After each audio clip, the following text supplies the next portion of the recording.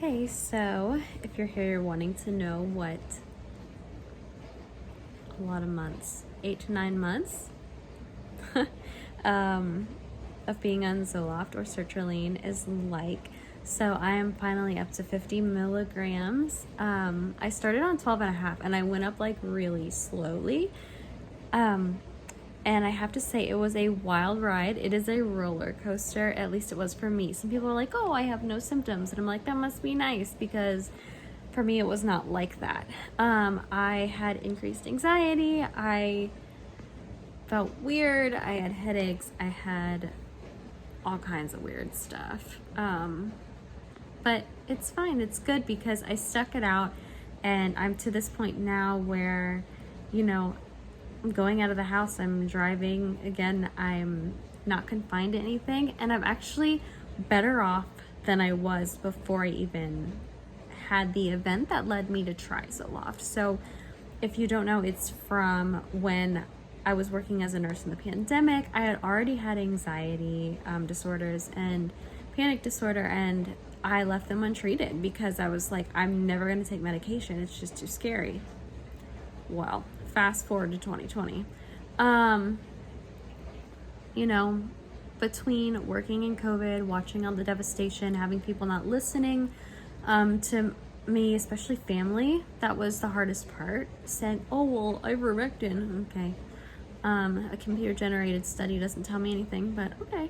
That was disproven. It would work if we could take 100 times the dose, but that's actually fatal in humans, and that research is now out there. So anyway, as you can see, that still just irks me. But yeah, and then, family events, death of a pet was incredibly difficult. So I feel like my life kind of just trickled downward into a spiral eventually. And my anxiety got out of control. I got to the point where I was controlled by it. It was so strong that it's like I wasn't even able to make a decision anymore because it was taking over. My body was just having weird symptoms. I was getting so dizzy that I could not do anything. I couldn't walk. I couldn't do anything. And it wouldn't go away. My baseline heart rate was way too fast. It wasn't normal. My blood pressure was incredibly elevated. I mean, these are things that you can't control unless you do something about the root cause. And for me, the root cause was the anxiety that went uncontrolled and then finally eventually got significantly worse to the point that it was completely crippling and debilitating. Now, the 50 of sertraline has made me someone who can travel, which I always struggled with my entire life. I'm someone who can go out and have a good time and not worry. I'm not that person who's like invited to things and like, oh, or hoping people will cancel plans all the time.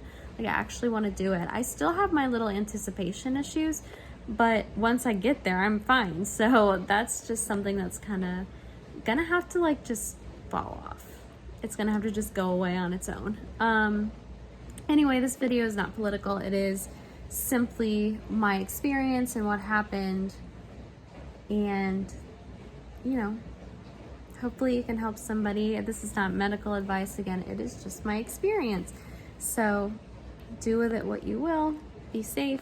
Always consult a doctor before starting or stopping a medication, and take care of yourselves, because mental health, or as I like to call it, brain health, because it's an organ that needs to be taken care of just like your heart and everything else, is just so imperative. It really is. So good luck. If you have any questions, comments, concerns, go ahead and let me know, and then hit subscribe.